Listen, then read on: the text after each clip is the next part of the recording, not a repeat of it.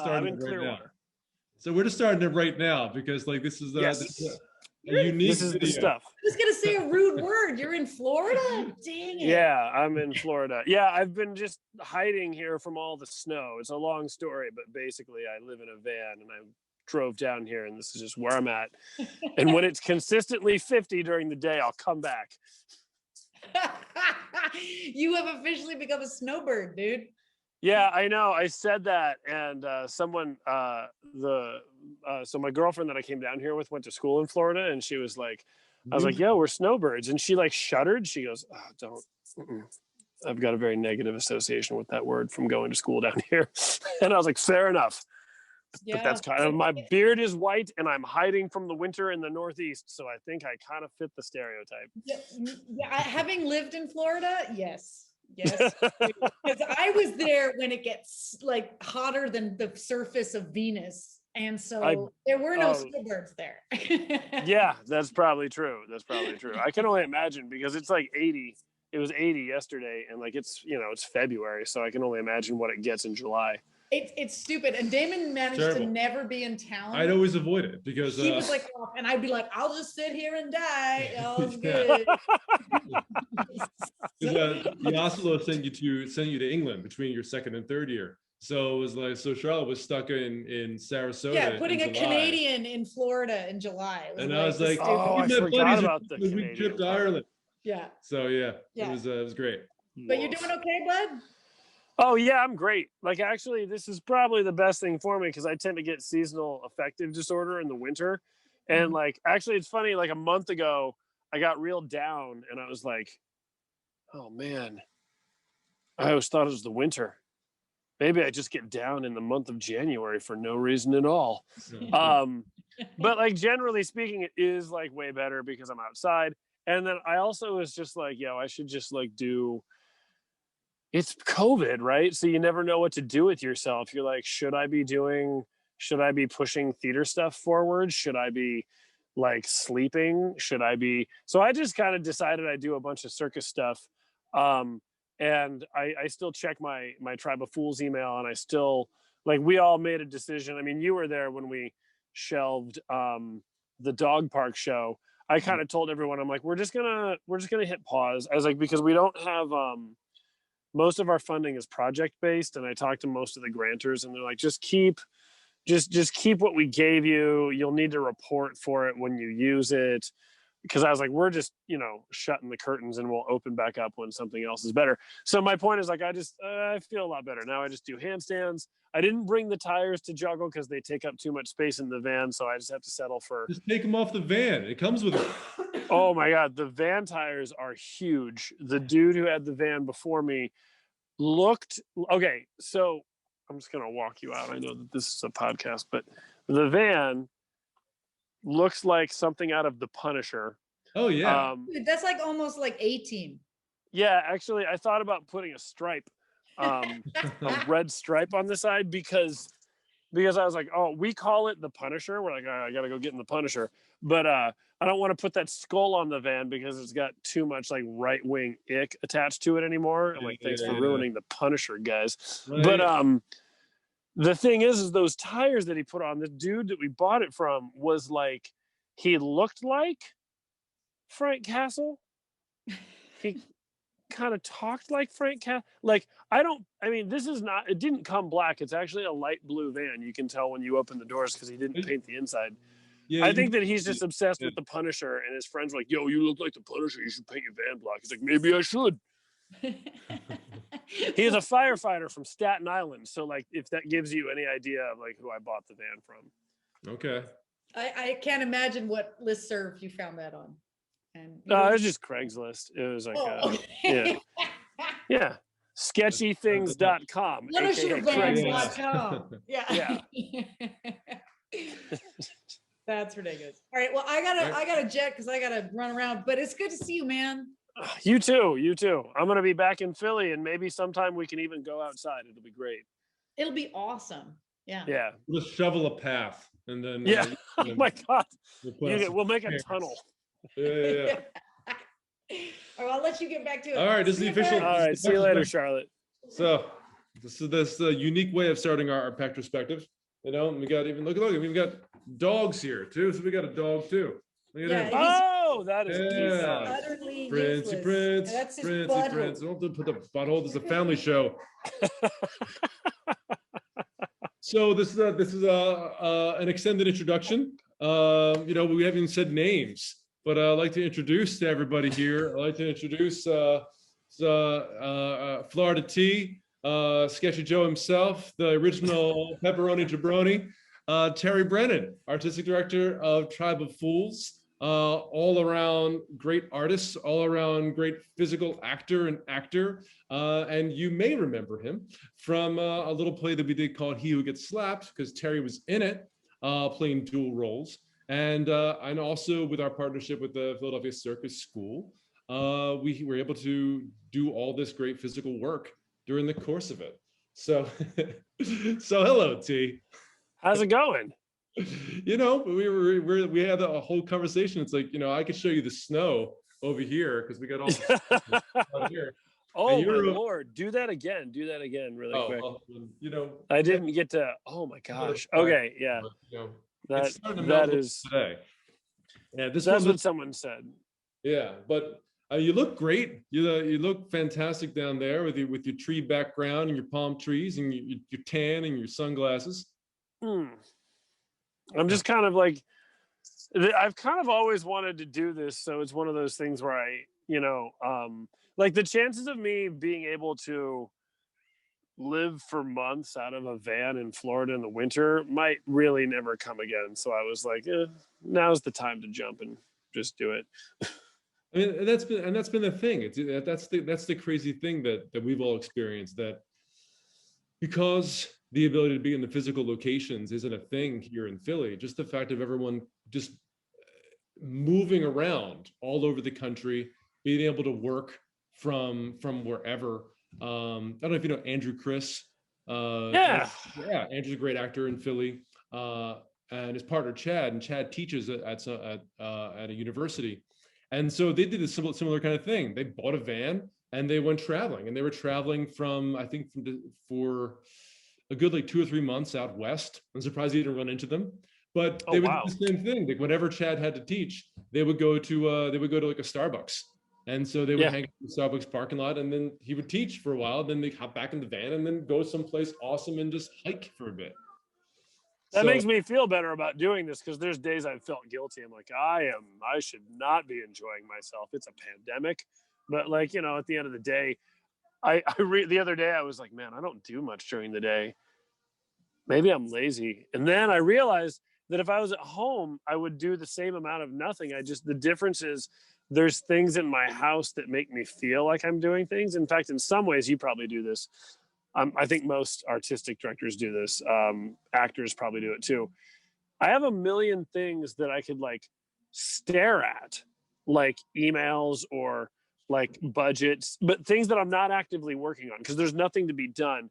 But I'll stare at them for like half an hour, 45 minutes, and like think about what I might do, or maybe I'll start this. My point is I don't do anything, and it stresses me out. The only difference is being out of kind of my house and down here is the day that I noticed, I'm like, I don't really do much. And then I thought about all the things that I've been doing in my home during COVID. I'm like, it's actually the same amount of nothing. It's just that at home, it's easy to open my computer because the internet's always there. Sure. It's easy for me to look over projects that I can't do anything about and think about what to do and end on currently I can't do anything. That's 30 or 40 minutes later. And I might do that 2 or 3 times a day with different things. And then be like thoroughly stressed out. So my point is that like, it's been good for me just to like, I'm trying to not feel bad about doing less. I mean, that's the biggest thing though, is that, you know, being in the city, it's always been tough to kind of get out, to find some open space. And one of the things you've been able to do is to be able to be out in the outdoors and you know, to not be confined to the house or to the van, that you have the ability to be outdoors. And right now you're down in Florida. So it's great, and it's warm down there, and you know, and it's something how how the weather and the season, they affect us. You know, when it's dark most of the day, when it's cold most of the day, you can't help but like feel that weight on you. You know, to be out in the sun and to have so much time to be, you know, to get all that sunshine, that's helpful. A fun story about that is that when the sun goes down, because I mean I have lights in the van, but like it's not like the same setup you would have in a house, so it's not as bright. I can't really stay up past like 9:30 because like it's just dark, and the darkness just puts my body. It's like go to sleep, Terry. Sure. It's crazy. You're on farmer hours. Yeah, I kind of am. Yeah, you gotta find some little plot of ground. Yeah. Plant some stuff. Grow some potatoes. So that's actually a terrible segue to go from like, growing some healthy stuff to like, we'll talk about the play in a second. But the thing that I'm fascinated right now is about the Pepperoni Jabroni. So like, do you have like the pizza outfit strapped to the top of the van so you can kind of like take that out and just like walk into a place and go, you know who I am? You know what's funny is I forgot to bring the pizza costume. And I was thinking about that like 4 days in. I'm like, oh man, I didn't bring the pizza costume. I was like, that's fine. Because most of the show. So for people who are unfamiliar with the Pepperoni Jabroni, that's my like pizza tasting alter ego.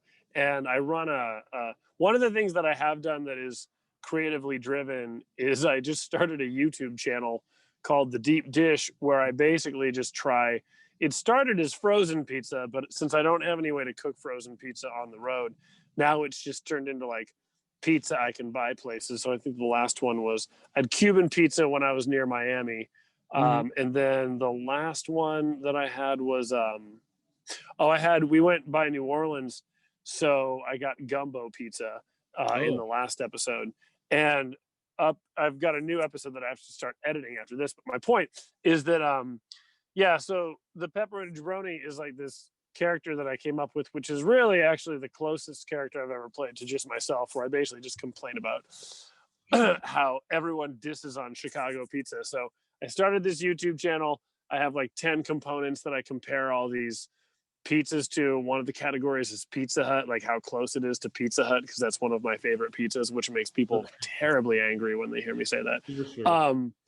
And the other one is so that was anyway, my point is there's 10 categories, and I rate the pizzas, and then when I'm done, I give it a score, and then there's a couple of other segments. I've got like a producer who's just a pizza puppet named Lewis. So that's the Pepperoni Jabroni. That's the deep dish. But yeah, that's been that's kind of like one of the only creative things I've done, mainly because I can just throw it on YouTube. I think the thing with making theater, which we've all struggled with, is the idea where I'm like, man, like for a while I was like, maybe I'm gonna do single shot plays where like we find a way to like, maybe it's just a one person thing. I was really obsessed for a while, where I think a lot of us are, with like, how do I make theater digitally? And like cutting or editing felt what's the word I'm looking for, like not disingenuous, but it felt like cheating, where I'm like, well, the thing about theater is like you have to have it rehearsed. And I kind of gave up on that, and I'm like, you know what, I'm gonna the girl and the woman I'm dating was like, it was her idea. She goes, you should make a YouTube channel where you try pizza and you tell everybody your favorite pizza, because everyone on social media seems to hate your opinion of pizza. So you should just blast it into the world. And like the antagonistic part of me is like, that is what I shall do. But also it's given me a creative outlet. And in some ways it has told me that it's okay to do something different creatively. It doesn't need to be theater, and I'm not dissing anyone who's still finding ways to do theater, but like I was really not being very forgiving with myself, where I'm like, well, if it's not these things, then you're not doing theater and you're not being true to yourself as an artist. And I had to be like, I think I'm just going to try pizza and say things that make people mad, and then try to get them to yell at me in the comments. And that's going to be what I do during the pandemic. And to be honest, I might keep doing it when the pandemic's over. And that's the thing, is that I think people have found different things that they discovered during the course of the pandemic. It's like, oh, I never done this before, but like now, yeah, I actually kind of enjoy doing this. Like the big conversation that we've been having over at PAC, not big, obviously one of the conversations, but we just did this whole series of new plays that we read live last weekend on Sunday and Monday, and it went really well. And the plays are really good, and we had about 35 artists involved in it, with directors and dramaturgs and the playwrights and all the actors and the stage managers. So it was a big project, for a small company, as you know. Oh yeah. But like what occurred to us was that if we had done this live as was intentioned, last weekend was bad in terms of weather. So it was cold. There was like sleeting snow and all that kind of stuff. So if we were doing it live the way we would have, like at the proscenium at the Drake or something, we probably would have had maybe 40 people there. Maybe over the course of the run, we would have had like maybe 60, 70 people. But we did it live, and when we had like over 300 people, and that's great. online.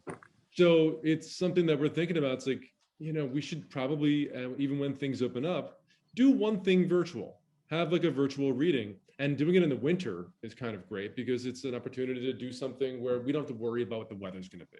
We know that we can control this, and we can make it specific to this medium. To the medium. Well, and the thing is, this as an artistic director, like, I don't know if you've ever asked the question this way, but this is how I think about it all the time. I think Brad Wren was the one who, okay, so me and Brad Wren had a talk a long time ago about like what keeps people from going to theater. And then we also said live events, like what are the obstacles? And I think one of the things that sometimes other artists can get confused, or not confused, but like it's easy to think, oh man, well, like Terry Brennan and Tribe of Fools are running a show, but so is Theater Exile, and all these people might go to the Theater Exile show instead of mine. But that's not really the one of the main obstacles, because many of those people who are interested in Tribe of Fools, who are also interested in Theater Exile, will probably find a time to go to both. I mean, there's going to be some people that go to one and not the other. The biggest one is that the first obstacle is when people go to anything live. Brad was like, what they're really saying, they won't say it out loud, but what they're really thinking is this going to suck? Like when you ask a friend to come see something, in their brain, they're like, is this going to be bad? And then I'm going to feel weird because we're friends and I went to something. So obstacle one is, will I like this / is this going to be bad?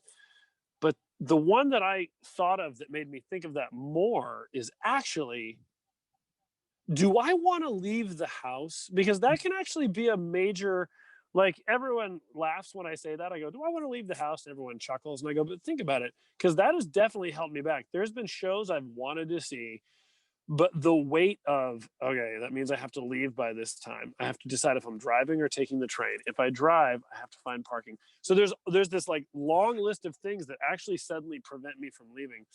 But I've seen a fair amount of plays online since the pandemic started, because I'm like, whatever, I've done it. And I don't know if this is maybe bad etiquette to say, I've done it where I've turned the play on, I've watched it, I've wandered away to get something or do something for 10 minutes and wandered back and kind of had to figure out where we were. But my point is that like, that theater company, or those theater companies rather, got my view, meaning like if they were like counting views or whatever, like that's there. But the other one is there's a really good chance that I might not have left. And so one of the interesting things about the, digification, sounds like something from like Digimon, the series, but like of theater and this and that, is that like we are getting in some ways more people, or like it's accessible in a way that it wasn't before. Tribe of Fools did the burlesque in December, and we had just as many people as we usually got in the live event. And the good news is like someone always gets locked out of the burlesque every year. Locked out sounds harsh, but like we always run out of seats, and like there's just a certain amount of, there's always like 3, 4, 5 people that I know who are like, man, I couldn't get tickets. And that's not a problem. Like we had enough capacity for, I think like the Zoom channel that we did was like, you can have 10,000 people. I'm like, I am flattered you think I did that. Right. It's like there's no happy medium. It's like webinar is 100. It's like, I think we're gonna have a little more than 100. Okay, next jump. 500. That's like, Yeah. okay, well, that's ambitious, but thank you, Zoom. I appreciate Yeah, it. at least I have the capacity, I guess. Right, you never know. There could be a mad run on tickets, and then it's like, well, Yeah. it's a good thing we had those extra 400 tickets. Yeah, right. But Yeah. I can see this, like you were saying, I can see this being an element that sticks around afterwards. Yeah. I think a lot of people are finding things they're doing now that, like, maybe some of them will go away when we can do stuff like we used to, but I think some of them will stick around. I think that what you were just saying, like, yeah, like, because you're right, like, how many times have you had terrible attendance because actual weather was actually terrible? Right. Yeah. I mean, because that's like one of the big factors. It's like, you're supposed to go somewhere, and it's like you look out the window and it's just pouring. So it's like, I mean, especially when the event is free, because our events are free. So it's like, well, I didn't pay anything. I'm not going to lose anything. I didn't throw money down that I'm not getting back. And that's the thing, is that, and I think that's the thing that we try to do as theater artists, is that even if it's a free event, we think highly of the work that we do, and we think that it's worthy, and we think that this is stuff that I think you should see. It's like, we always build pack shows as not shows, but as events. You're not going to see this anywhere else. You're not going to have a chance to see this next year. It's not going to happen next year. So we try to make them, this is a can't miss kind of thing, because you're not going to see these people do this particular thing. Yeah, exactly. If you hear any whiffling over here, special guest star over here. This is Princey, and it's Princey's dinner time. So yeah, so Princey's going roar, roar, roar over here, and like wants to get some yum yums. So if you hear any little whiffles from this guy, that's what's happening right here. This is the PACtrospective with like tons of guest stars. And I know, right? My dog is too far away for me to introduce you to, but he's like way across the park. But so segue into he.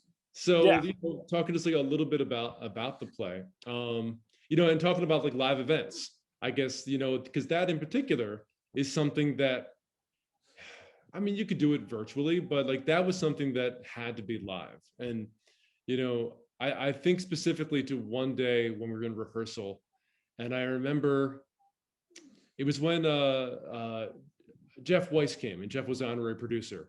And I remember that it was like, because we were at Broad Street Ministry at the time, and I remember it was sort of like my ideal of like what like rehearsing a show could be, because it was like, I think the physical stuff was being worked in the space where we were performing.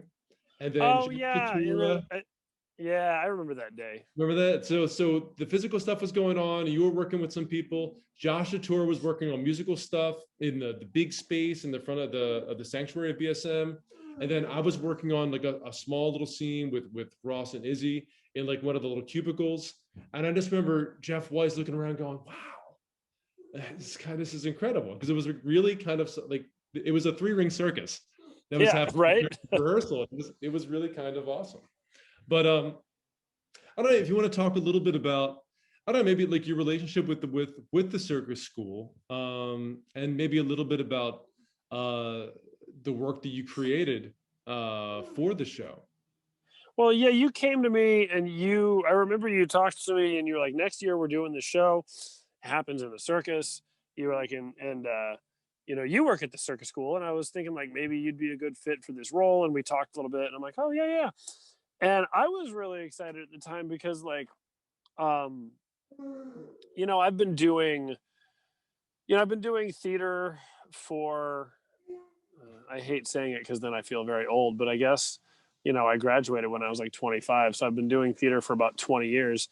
And at the time, because I was younger, it was maybe closer to like 13. But my point is that I was like, I had been doing a bunch of, I started Tribe of Fools because I really like the idea of like physical sort of like flips and tricks and fun combined with like text.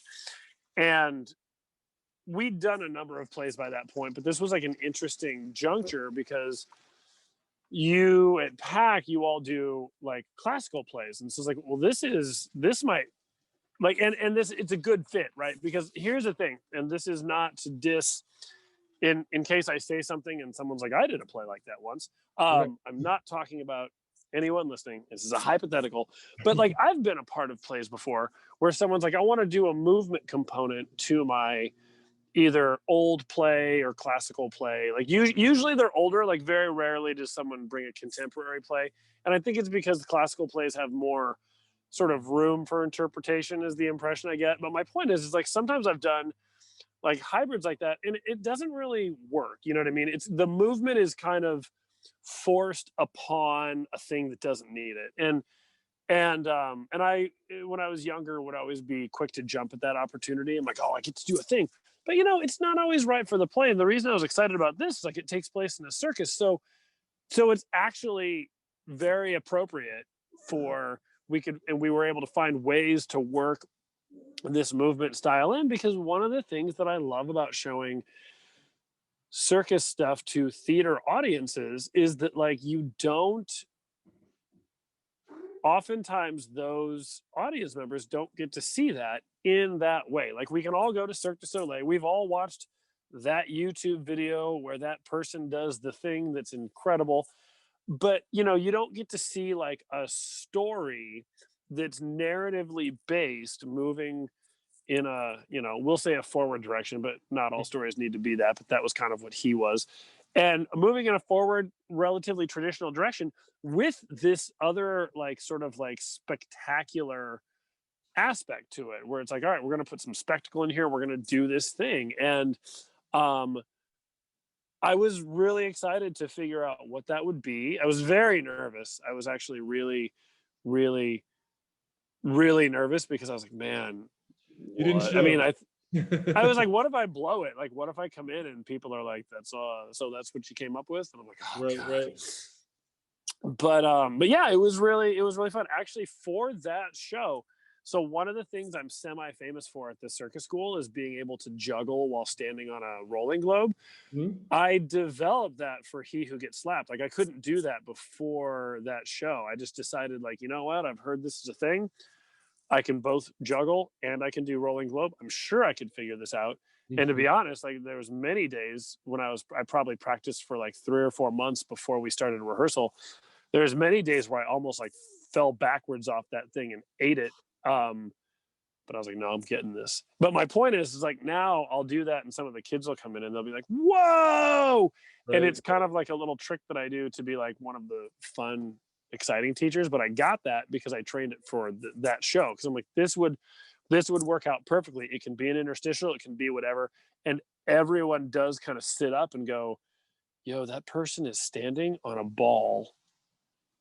And he's moving his feet so the ball doesn't fly out from under him. And also he's juggling 3 clubs. Like, mm-hmm. It's just one of those things where like the realness of it being 10 feet from you is hard to not be amazed by. Yeah. And you know, you talked about like the interstitial kind of movement stuff, but like what I thought was really kind of great that stuff you created was every single one was practical. Because there was a 4-act play, we had stuff in between each act, and they were practical because usually what happened in between each act was that somebody was either putting makeup on to become a clown or taking makeup off because they weren't a clown anymore. So there needed to be that time. So I forgot about that stress. Oh my God. Yeah. So there was the practical. So they weren't just in there for like, let's just do circus stuff because it's a circus play. Like it was practical because we needed the time for Ross to become the clown or Ross to take off the makeup or for someone else to get into a different kind of costume. So what was great with stuff you created was that it had that time, but every single one was either move the story forward in a way that we weren't seeing stuff that was taking place off stage, or was character development that we got a sense of like relationship. Like I think about the one between like the love triangle between Annette, Izzy, and Ben's characters. That you created, and that was all really, really fun stuff to watch. And without knowing it, you were also watching story arc. You were watching things. You were watching how things were developing in the story. Yeah, and I really enjoyed that. That was actually, so it's funny, completely unrelated to this phone call. I was actually talking to Izzy 2 days ago.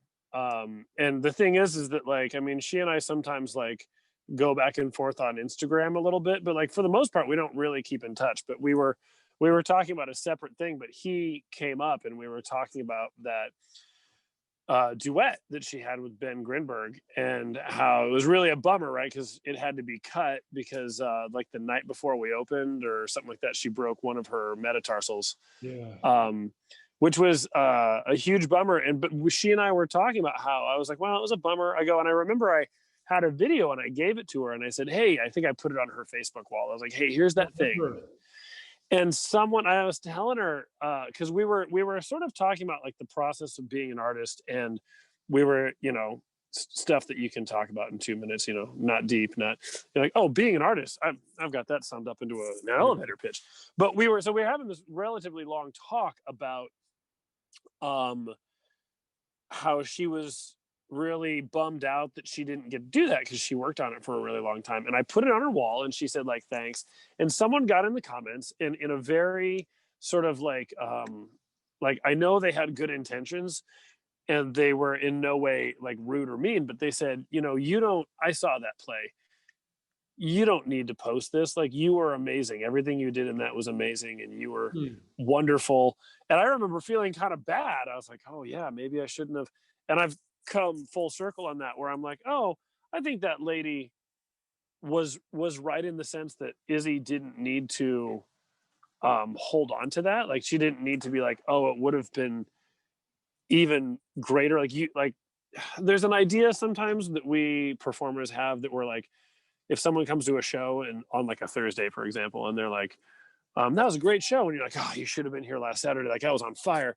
But like, really, at the end of the day, like, they saw a show on Thursday. It really moved them. And good, like, they don't need to know that I had a better show and what I perceive to be a better show on Saturday. And I think that was kind of what this lady was saying. But I told Izzy on this phone call, I go, but also I said, it's okay to work your face off for something and then have it cut for non-artistic reasons, right? It was cut because she broke her foot and she couldn't do some of those tricks.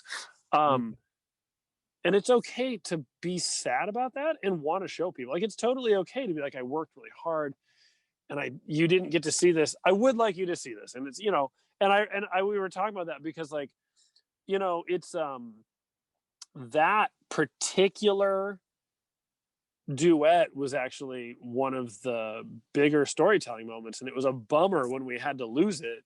Yeah. In fact, somebody said they didn't understand Ben.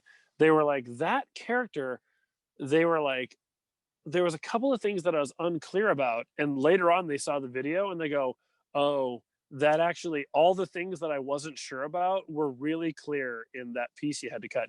And I was like, yeah, man, that's just how it goes. It's a real bummer we didn't have time to make anything else. Yeah, like, and just like little background, like, because I'm realizing like people might not know, but like it was our final dress rehearsal, and I remember like I was watching the first act, and the first act was gorgeous, and everything was like, it's all coming together. It's like those moments where you're like, yeah, like, and I was like writing just like a couple notes, but I was like really happy. I was really happy for everybody. I was like, this is great. And then I remember you were in your tux because you were ready for the gentleman, and you came over to me and I was like, hey man, just so you know, so Izzy broke her foot, and I was like, what? And then we stopped tech and took Izzy to Penn, to the ER, and then yeah, like she had fractured a part of her foot, and so we were trying to figure out, okay, so what do we do? So we canceled the preview. And, in I don't know how many hours we had, maybe 4 hours. Yeah, not many. Reblocked the entire show, reimagined some of the physical things, and then canceled first preview, and then had our second preview. And it was remarkable. I mean, it was remarkable, just like, a testament to you and everyone involved as artists, just going, okay, this is what we have to do. Not lamenting the stuff that we're losing, but like, all right, how do we tell the story now? And yeah, it was a Yeah. shame because we did miss some of the storytelling element, like that beautiful duet. Yeah. We just didn't have time to like. Maybe if we I did. mean, it was a duet that we'd spent like 3 weeks, like really intricately, like working. And, you know, I thought we did a pretty good job of like, you know, like you were saying, like we'd done enough groundwork before that we could ask those questions where you go, okay, well, how do we get this across though? How do we get this across? How do we get that across? And I thought we were able to solve that. But yeah, it's also tough because like when you literally have, like you were saying, 4 hours to redo a bunch of things, of course, everything might not come across as we wanted originally, but also the beauty of that is like that kind of goes back to the beauty of like live events where you're like, look, these are the people we have here right now. This is the story we're trying to tell. This is what we did before because we had this available to us. This is what we have available now, and this is the time that we have to make it work. Let's do it. And it's funny because I I think I'm clearly getting old because I spend a lot of time saying things like what I'm about to say, where I'm like, you know, I think that can be like both a beautiful thing and a bummer all at the same time. But it's super true. Like it was a bummer that we had to cut it, but at the same time, like everybody was just really committed to getting this thing done. And then besides just being committed, and this is I think where some of the beauty comes in. Everybody was like trained enough and smart enough and competent enough to like really make it happen, as opposed to like you were saying, like lamenting or being like, I spend a lot of time, I've been teaching a lot more, and I spend a lot of time saying like, don't let perfect be the enemy of good. Like obviously we want to strive for exactly what we want, but don't let that become an obstacle, because it can totally become an obstacle. And in this case, I think it could have been an obstacle, but instead we took the time you were talking about, and everybody had like really invested the time and work. Like we didn't lose all the work that had been done up to there. We were just able to redirect. I mean, in some ways we did lose like that actual duet, but there was nothing to be done. It's not like we could be like, cool, you think you can still do it though? What if we like taped your foot real hard? Like that's not an answer. But like so but yeah, but like it's a thing that I've been thinking about a lot, is like sometimes I feel like live events, and just I mean it's what art's supposed to be, right? It's supposed to be like in some ways a reflection of like just the human experience, even if the human experience is like, all right, you got 4 hours to do something different, and you have to be like, yeah, well, we're gonna make this work because I care about this thing. You know, it's funny because sometimes in these interviews, I ask like, you know, what was the biggest challenge you found? Or like, what was the thing that surprised you the most about working on this show? And, you know, I'm curious like to know what that was for you.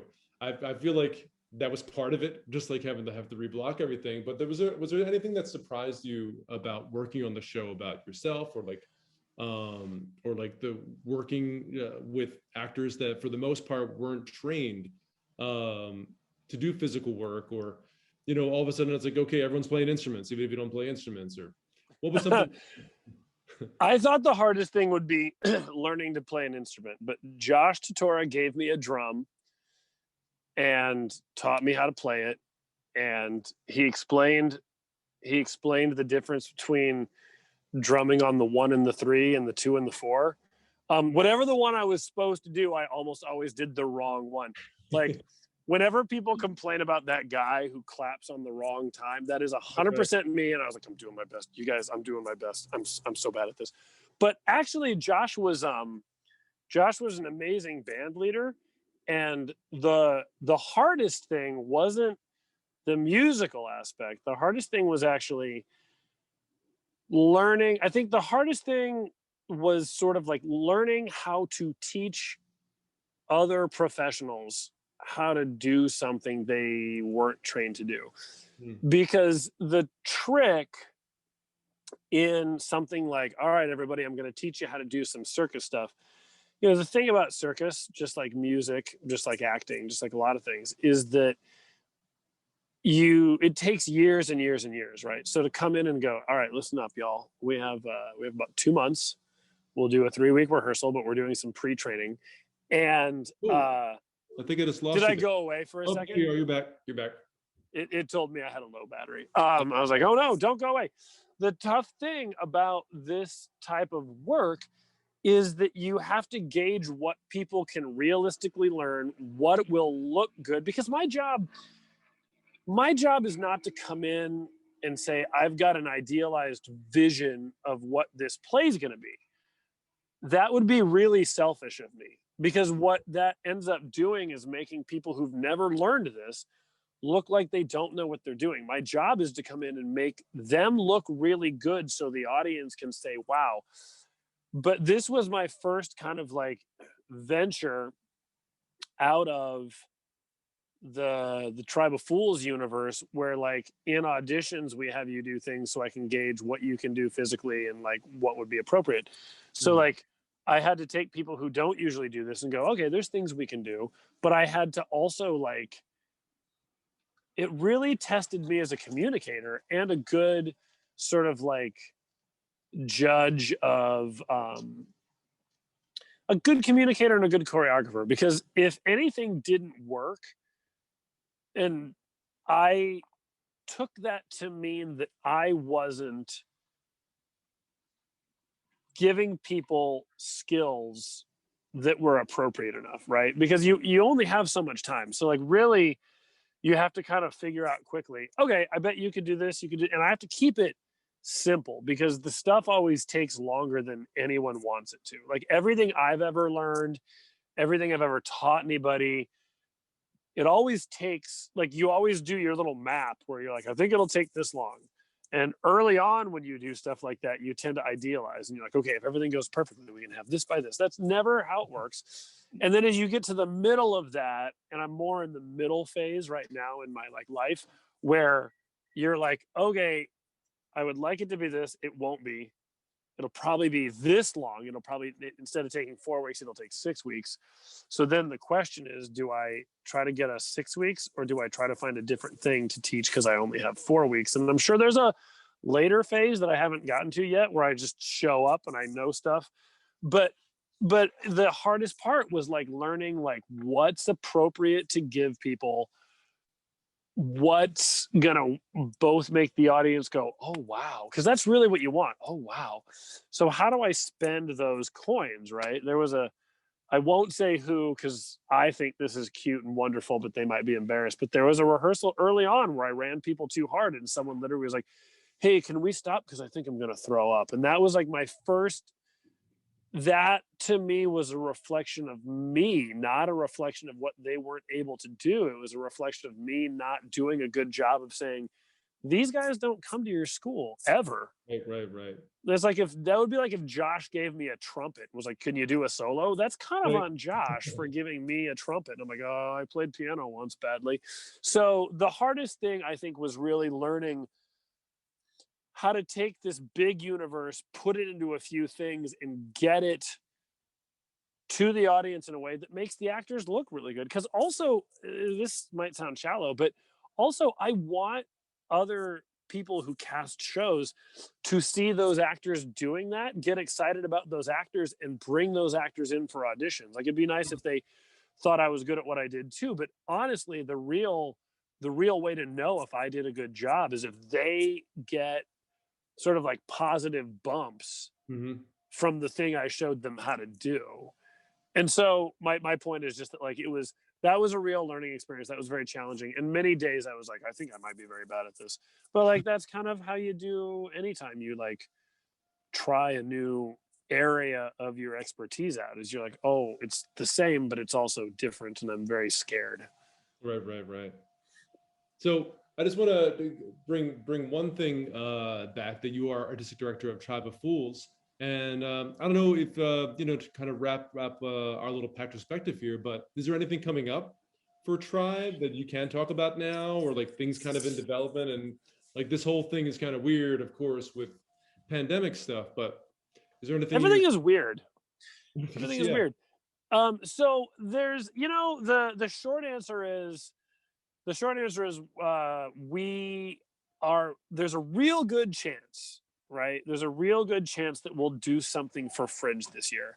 Hmm. What that is, we have like, so we talked earlier, there was a play that we were looking at that had a couple of potential titles that Charlotte was working with us on. We were going to call it Community Meeting for a while. I was going to make a pitch to call it Dog Park Apocalypse because that's a more fun name. And it was all about like people It sounds arguing. like a tribe show. Yeah, well, that's the thing. He's like, yeah. The actually one of the cornerstones of Tribe of Fools is like the name has to like make you be like, well, I don't know, I might see that because it's such because it's so hard to get people to come out. So you're like, well, I might see Dog Park Apocalypse. What that's about? What's that about? Operation Wawa Road Trip. I've been to Wawa. I like Wawa. But they're gonna do a play about Wawa. So you want to find that, but like, so there's the chance that we might like put that up. There's a chance we might do something totally different. But we don't know because to be honest, like right now I'm in the process of working with the circus school to find out when I can get vaccinated so I can teach because like that's my main source of income. And I mean, they don't need me to teach until the summer. So the chances of me getting vaccinated by the summer are pretty good. And then we kind of have to look at what we want Fringe to be. And then the bigger one, which might not be as relatable to people listening, but I'm sure you'll understand. And I'm just going to ask anyone listening to trust me on this one. We're just trying really hard we recently did a strategic plan, which is like boring to talk about. But the takeaway is we're trying to make things smaller and more manageable for us as artists, because running a small company, before the pandemic, Tribe of Fools was taking up a ton of my life, sometimes in a good way and sometimes in a way where I felt like Mickey Mouse in that Fantasia sketch with the brooms, where like I couldn't, it was the machine was getting big. I couldn't really control it. So basically what was going to happen is if I wasn't careful, sooner or later we would kind of like crash and like lose a bunch of money on something or miss a deadline or who knows what. But my point is like, we'll probably be back for Fringe. We'll definitely be back in December for some sort of burlesque. Mostly it'll probably be like a live internet hybrid kind of thing. Mm-hmm. And then we're just kind of playing it by ear, but we've all kind of decided that we're just kind of putting things on pause and waiting. And we're just going to be very safe. Sounds like people who do shows earlier aren't safe. So I don't want to say we're being safe, but actually we are being safe, but the safe is we're trying to play it safe for ourselves. We don't want to commit to something that then we find out, it's not opening back up when we thought, and we've committed time and resources. So we're sort of kind of being emotionally safe. So Fringe, probably. Videos, where I have a meeting later where we're going to talk about maybe throwing some YouTube videos up where we do things and edit them and just be like, because my time as a pizza reviewer has taught me that like we can make fun videos and edit them and throw them up, and that's you're good. If we like it and the audience likes it, that counts. So currently it's kind of nebulous, but Fringe, 75% chance that we're doing something during Fringe. All right. So Terry Brennan, thank you for joining us. Pepperoni Jabroni, you can see him, and I'm going to put a couple links over here so you can see the deep dish on YouTube. There'll be a link to Tribe of Fools, and you can check out what Terry and the company are going to be doing hopefully in the fall, definitely in December. Maybe maybe you just bring everyone down to Florida, and you have a December Florida cabaret down there. I've pitched this and no one likes it. They just haven't been down there. They just some of them don't like hot weather. They're like, why would you take me out of Philadelphia in the winter? I'm like, And then your answer is like, why not? Yeah. If you love Pizza Hut, you'll love the deep dish. And if you hate Pizza Hut, you'll love the deep dish. So you should check that out. And and you should definitely check out anything that we're going to be doing in the Fringe. Hopefully we will be up. It seems like we will be. But thanks for having me on, because this was a lot of fun. Yeah.